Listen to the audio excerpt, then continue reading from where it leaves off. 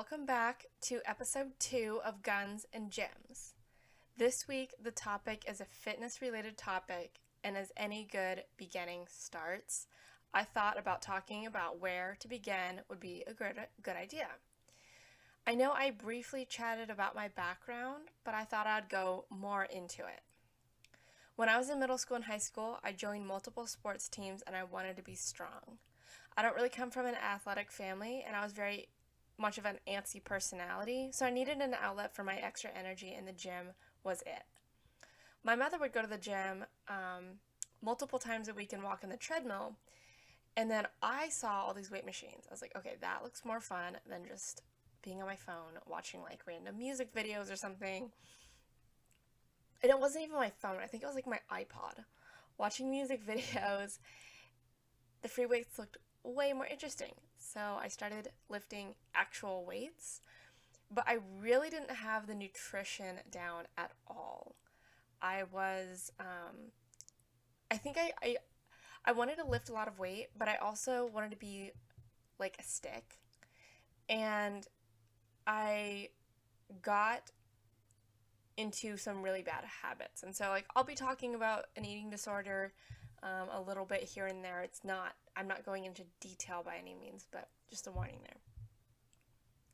So, I did struggle a bit with an obsession over counting calories and seeing how little calories I could consume and still function. I wanted to make sure that everything was like low calorie, calorie free, fat free, etc. And while that isn't necessarily a bad thing for my situation, it just was not a healthy one. I was fairly small, and the athletics that I chose to be in valued small people versus larger, especially for girls. And so that was added motivation and validation in my mind to continue the unhealthy behaviors because I kept progressing well in those sports, being as small as I was. So, that was like, I was frustrated because I didn't see like the progress that I wanted. I mean, I would get these roles and I would get these things in sports, but it just wasn't as far as I wanted to go and as far as I was like pushing myself. Like the effort was there, but the results were not coming back. And that is something that took me a long time to really learn, and I wish I had been told sooner. And so recently, that's kind of been my mission with fitness and everything in my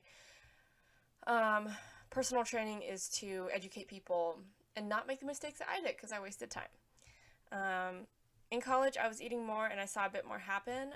It was also there that I discovered competitions, and that's where I wanted to put my efforts towards. I bounced around in majors, but kind of ended up with a degree in the health field.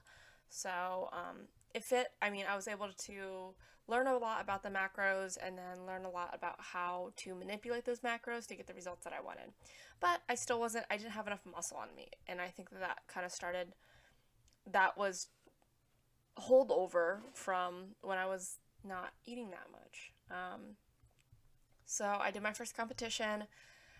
All the judges' feedback came back as you're lean, but you don't have enough muscle. I was like, okay, I had to go back to the drawing board and ask myself how nutrition plays a part in my performance. And I had to reassess everything. I really worked hard on healing my relationship with food, which was a critical part of the change.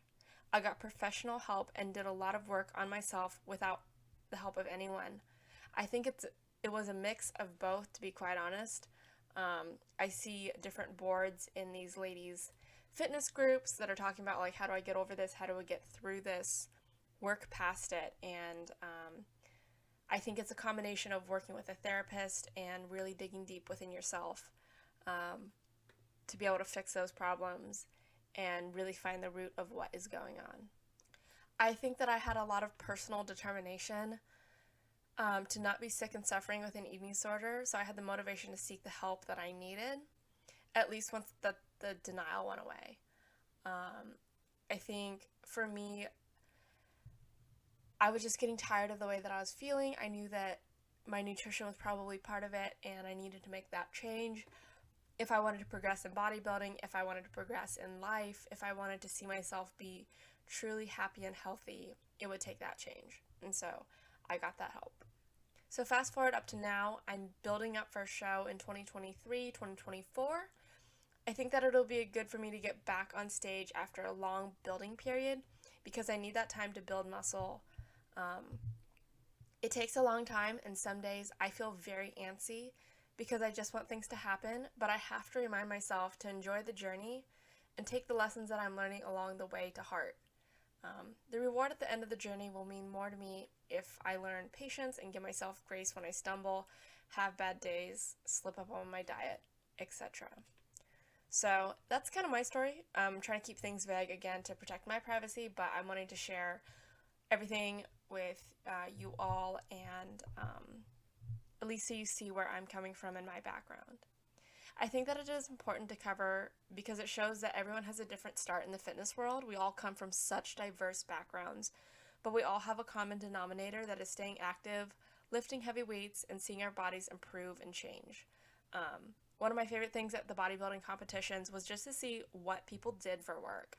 And it was more than, I thought it would just be a group of personal trainers who are all coming together, but no, it wasn't yet. Like, you had some people who were nurses, you had some people who were stay-at-home moms, you had people who were like in law enforcement, just working in all fields, so it was really cool to see. So if you're at the beginning and saying, I'm at the start of this awesome journey, but where do I begin? This is kind of the episode for you. Alright, so these are my suggestions for getting into the gym for the first time or going back in again.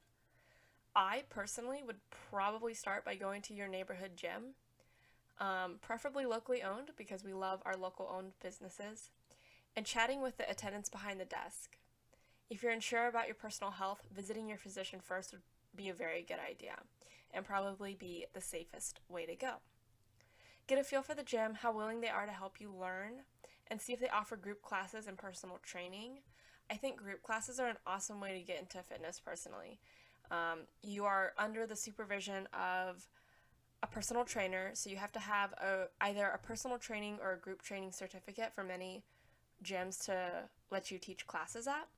You get a structured workout, and it's also really nice because they kind of set a time limit. It's like from 11 to 12 we're doing this one class. We're doing something with barbells, or a yoga class or a Pilates class, and you're able to schedule it very easily into your day. And I think beginning and making space in your schedule for it, a group class is an awesome way to start.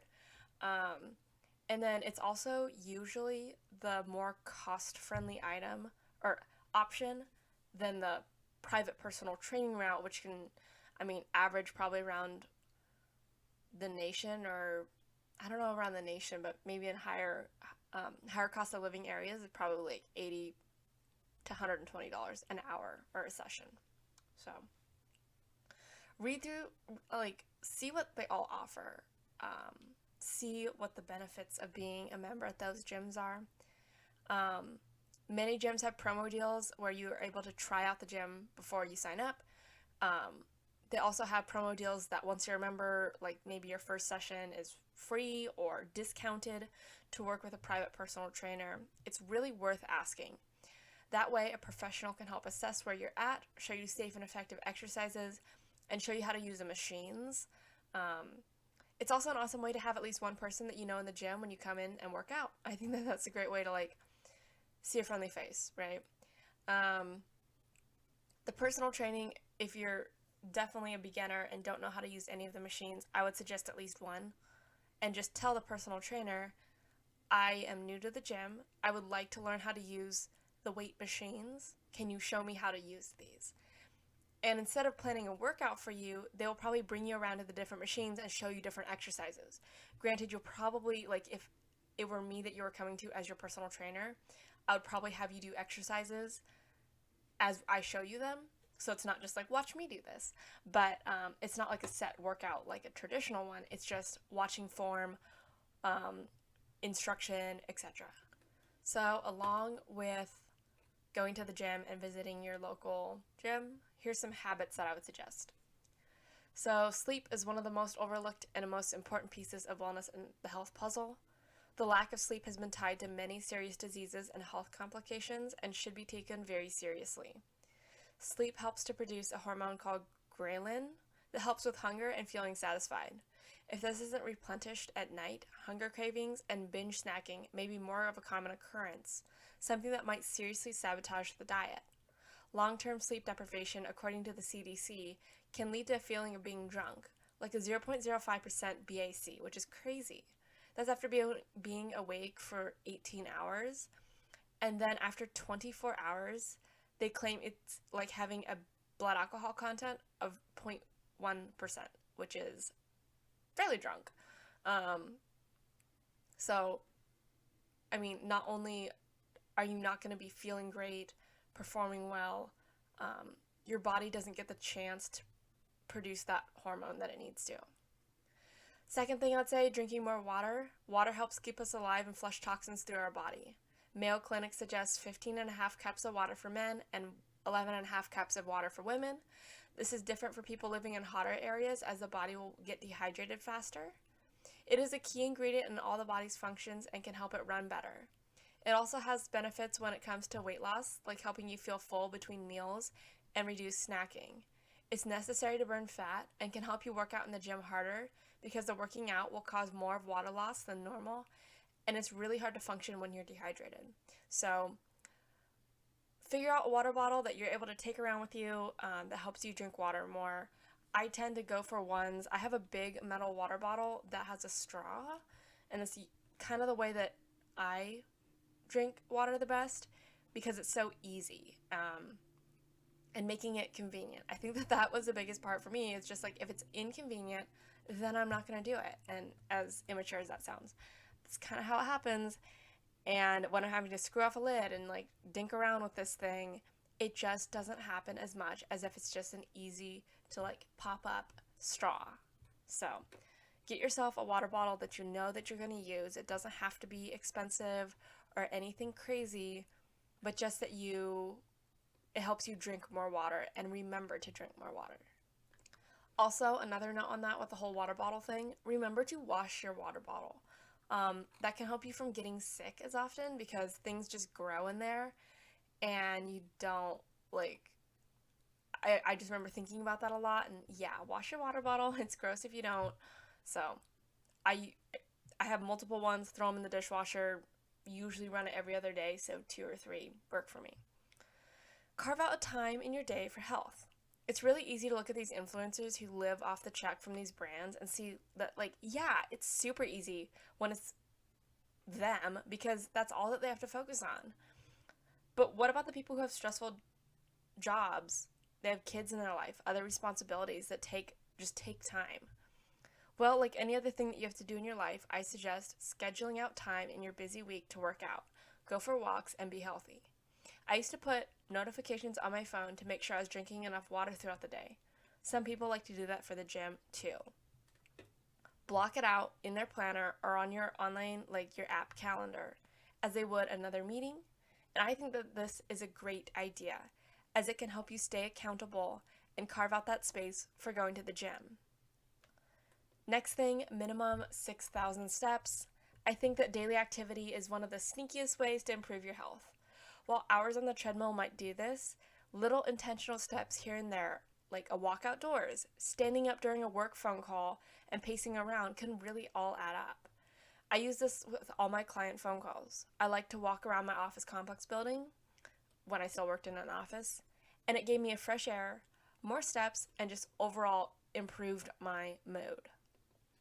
And the last one that is specifically just wellness oriented is getting outdoors more. Fresh air and sunlight is so important for daily health and wellness.